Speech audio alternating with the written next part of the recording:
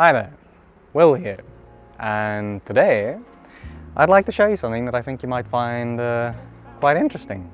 It's inside this nifty looking Mamiya pouch. What it is a Mamiya 7 close-up adapter and close-up focus modification kit.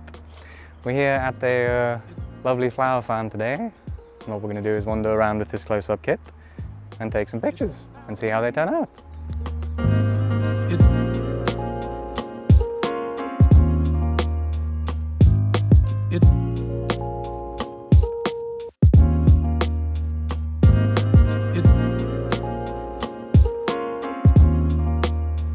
To give you a quick overview of the actual setup process and some technical specifications, join me at home. It comes in three parts.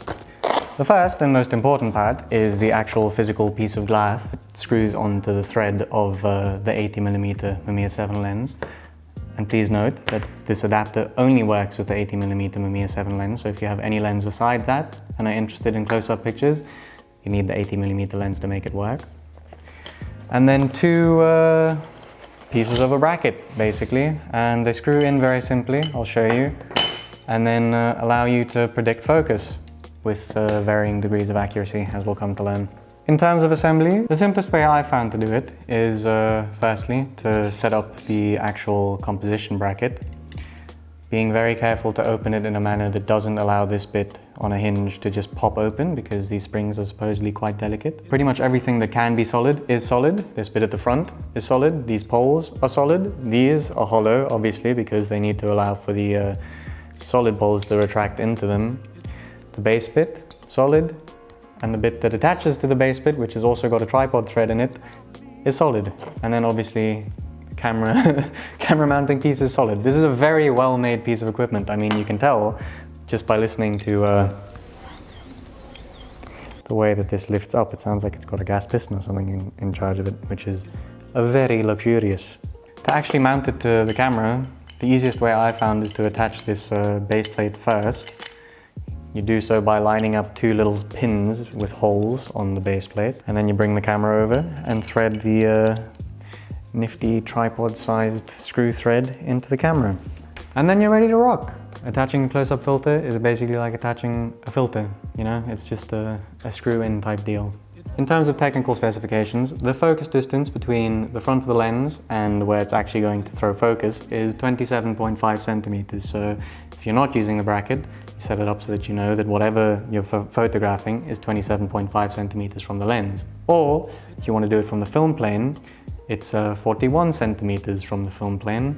The only other two technical things that you need to know in order to be able to use it, one of which is more important than the other, is that they recommend an exposure compensation of one full stop, so overexposed by a stop, f8 instead of f11, etc.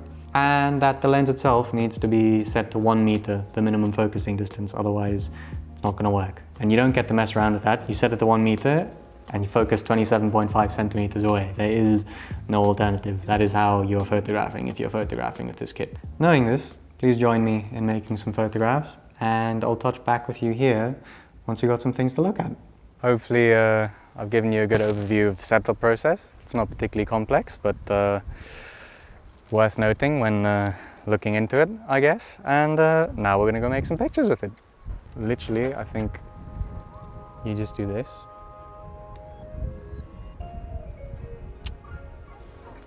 Okay, there's the first shot. The thing one has to watch out for with this focus shower thing is the shadows, because as you can see, this would be a nice angle looking at it from above, but the shadows of the bracket over here actually show up. So, I mean, your options are you can sort of pull this thing back and not have it in frame and then guess focus, or you can switch your angle. I'm going to switch my angle since I don't want to guess focus. What a bizarre way of shooting. I mean, hopefully this is actually turning out. I haven't done any tests with it, so this is going to be straight off the cuff. We need to go find a bee now, since I guess one of the benefits of this compared to the RB67 is that I can just go like this and whoa, dragonfly. Dragonfly, dragonfly, dragonfly, dragonfly. No, just chill. I missed it on that other one. It's going to be out of focus. Where did it go? Okay, we try again. I guess if I were a dragonfly, I wouldn't like big random shapes coming towards me either. Okay, the dragonfly can be absent for now. Let's go look for a bee.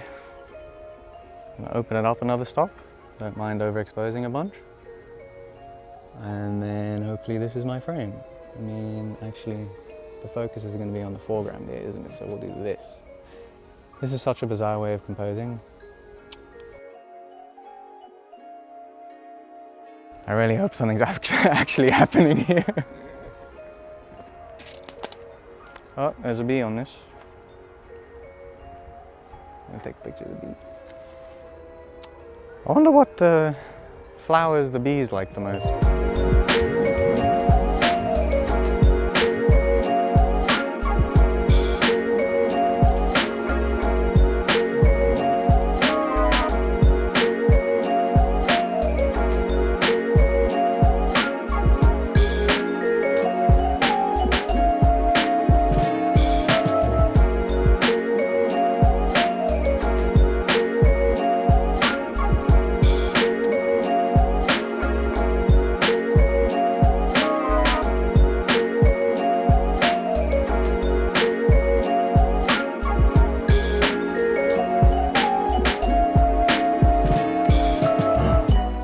If that's in focus, that'll be nice.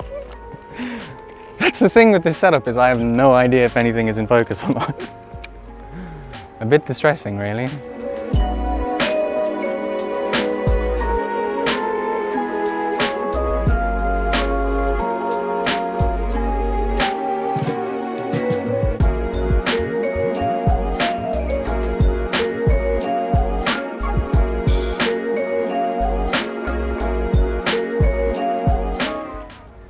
This thing better be in focus. This adaptive thing has consistently been getting in the way of the frame in terms of its shadow falling on things, so I guess midday might not be the ideal time to be using it, but also midday is when the flowers look best, so we shall have to see. Wait for it to look at me. Nice. I'm either going to have more zinger bee photos from this day than I've ever had in my life, or they're all going to be catastrophic. Ooh, butterfly. I just need to get like mad fast with it and try to take a picture as it takes off. One more. I give myself one more chance. Oh geez, this thing is fast as hell, bro.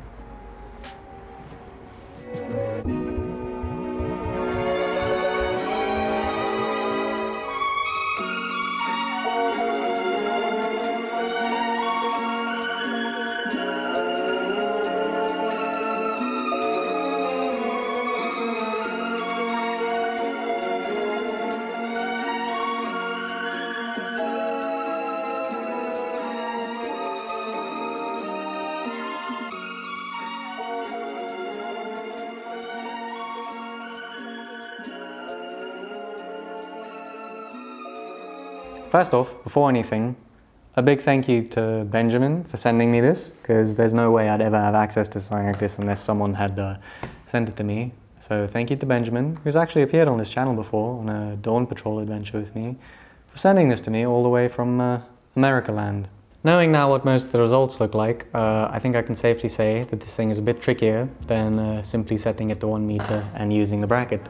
The first thing I noticed looking at all of the results is that in spite of what the manual says, it does not in fact give you an accurate representation of your frame, because whilst I often saw the edge of the top bit pop into frame, I think I lost at least 2 centimeters in every picture of where it was quote-unquote predicting the bottom of the frame would be. And unfortunately for me, I used the bottom of the frame as reference in a lot of these pictures, so I've got like a little element of things in focus in a lot of these pictures, and then the rest of it is out. In terms of accurate prediction when looking at the center of the frame, I don't know. I feel like it's fairly accurate, but what I didn't take into account is just how shallow the depth of field is, because for me, using an RB67 to make medium format close-up pictures, if I'm this far away from something, the depth of field is not as shallow as it is with this thing at 27 centimeters, so my understanding of where was going to be in focus was completely warped. Knowing that, Going forward, obviously, what I do is stop it down as much as possible, which they do recommend in the manual, but you know, I don't know, maybe my ego got the better of me and I thought, I take a lot of close-up pictures on medium format, I know what to expect. That being said, the ones where it did work were exceptional. The rendering of this lens, is unparalleled. That's why this camera is so well known and famous, is because the lens is insane. And chucking a close-up adapter on it does not seem to have impacted that in any way. I've never taken a picture on an IB67 at that distance that had the same rendering as this. However, I still find the distance to be lacking with this setup. Like my close-up IB67 pictures, I can fill a frame and the bee can be like the centerpiece of the subject and everything sort of feels filled in the frame. Whereas with this, it's still too far away to really get that full frame in most compositions.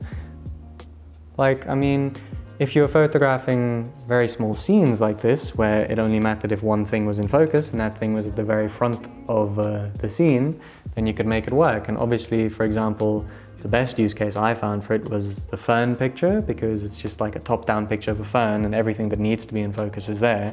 But if you were trying to create a scene, which is my interest with close-ups a lot of the time, you can't really shove this square inside something and have the focus be on the middle of the scene. It needs to be at the front, which is a bit of a problem. Even with bees, because I mean, a lot of the time the bee's sitting on a flower and you need to shove this thing inside a flower to get the bee, and then the bee flies away and, you know, not ideal. And if we look at this dragonfly picture, I mean, it's not like I missed focus by far. Like the range of focus with this thing set to f8 is basically half of this little bar here. So even when it felt like things were going right, they weren't going right. That being said, again, that's a me problem, and I reckon there's potential for this thing going forward still. The best use case that I can think of for it would be circumstance in which I have complete control over the light, so that I can set it up to be shooting whatever shutter speed at f22, because even at f22, at this distance, it's not like everything is going to be in focus. I mean, I think there's actually a chart in this manual, which I printed off the internet, that gives you an idea of the depth of field. So, even if you've got the lens set to f22, the distance between the beginning of your focus point and the end of your focus point is going to be 3.2 centimeters, whereas if it's set at f4, it's going to be 0.6 centimeters. So you don't gain that much by setting it all the way up, but you lose a lot of light, obviously. Anyway, so a situation where you can have it at f22 and it doesn't really matter that the focal point is going to be basically at the beginning of the frame is the ideal use case. So what I'm thinking is I'm going to give it a go at some point in the future with a portrait vibe, with some strobe action, and hopefully figure out a way not to have this thing cast shadows everywhere. As often seems to be the case with these rare and hard to come by Mamiya accessories, it is a very specific use thing that you can only use for close-ups, and if you want to not be making close-ups, then you need to disassemble the whole thing. So it's not a fast process in its specific use, but it is very cool. And to be honest, I reckon I'm going to spend some time trying to get it to work, because the rendering was unreal and worth the effort in trying to make it function, to me at least, I reckon. Anyway, thank you so much for watching. If you're a regular around here, I'm pleased to report that there are many videos coming in the pipeline. Ideally, there's going to be one next week, and the week thereafter, and the week thereafter. Trying to do that again and focus on that in life, actually. And speaking of life, Maya and I got engaged.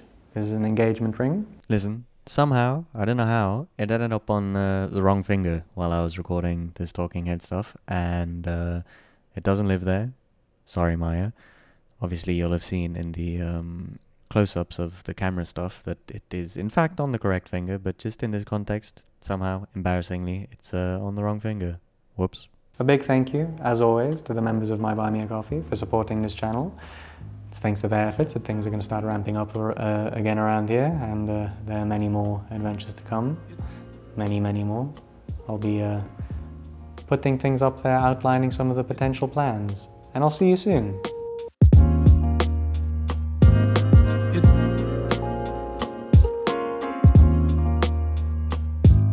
It